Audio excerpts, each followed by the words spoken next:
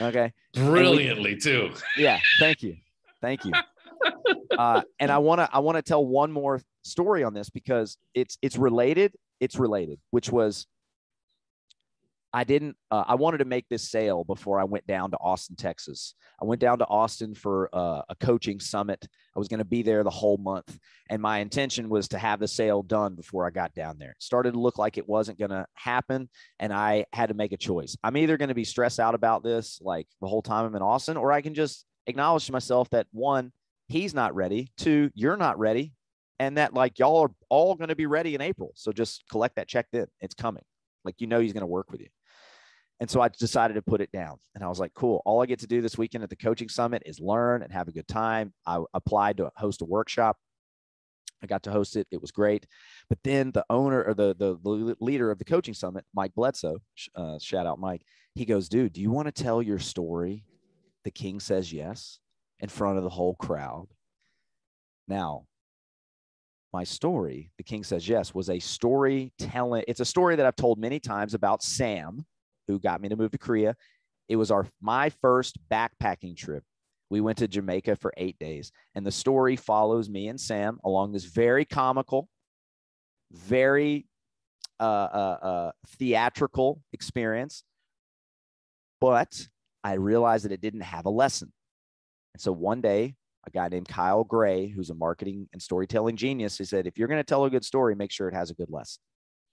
And I realized the lesson is learning how to say yes to who you really are. And all the things that happen when you ascend, we were working on our kingship that weekend. As you ascend into your own sovereign royalty, there's repeatable and things that you can expect to come up. And that's what the story is about. So I've told it a couple of times in the group. I tell it as a thank you for people that host me when we travel. I've done it for 2 people.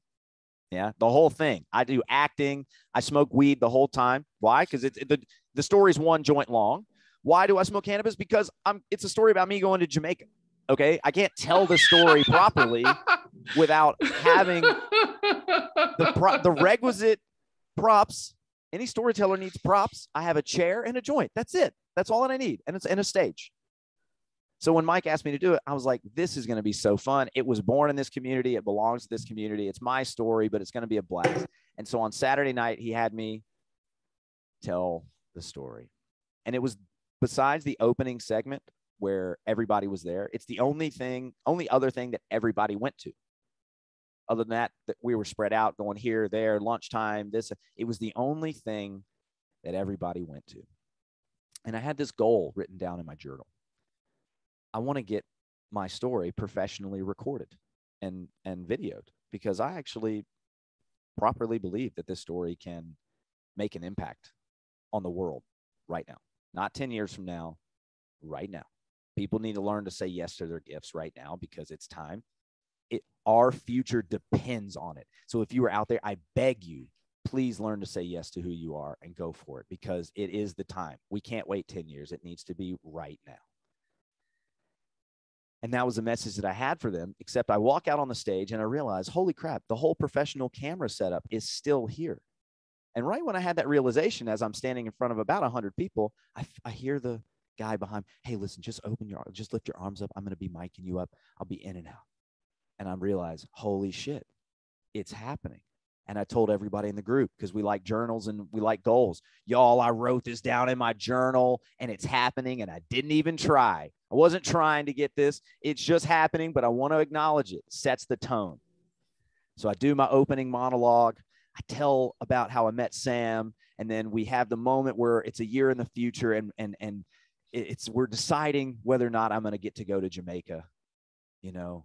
And the first thing comes at, which you got to learn to say yes in uncertainty. That's the first lesson. I won't tell the whole story, but there was uncertainty. I had to learn to say yes. And I say, and just like that, the heathens were on their way. The lights go out. They see the spark from my lighter. I smoke the thing. The music hits. Everybody loses their fucking mind. Okay. And I got to go so in and have a wonderful, life-changing experience for myself and other people. And all of that came from learning from all of the reps, all the coaching reps, all the presentation reps at business school, all the times that I've told this story as a funny, like, haha bar story, because there's funny things about it. Now I get to tell my story with a purpose and with an intention and with a lesson to share. And so this is the evolution of me. I'm now hitting to the point where I'm ready to tell my story. And I'm very thankful that you, Omar, have found a lot of value and entertainment in my entrepreneur's journey.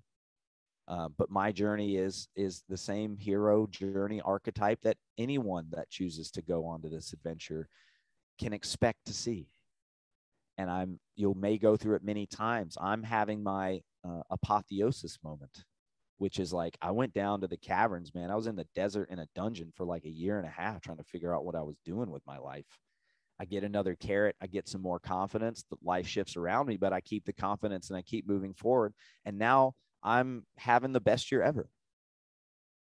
And I invite anyone that is interested in having every year be their best year ever, despite uncertainty and despite challenges, to reach out, find a coach, find somewhere that has been where you've been, that models the values that you want to see in the world. And if something that I said resonated with you, let me be your coach. You know, not everybody's going to resonate the same way with everybody. I've had multiple coaches tell me the same shit. And then finally one other person said, I'm like, there it is. You know, you hear the same thing from a lot of people, but for whatever reason, their vibration, you receive it. And it's like, oh, I get it now. I get it now. So that's my story today.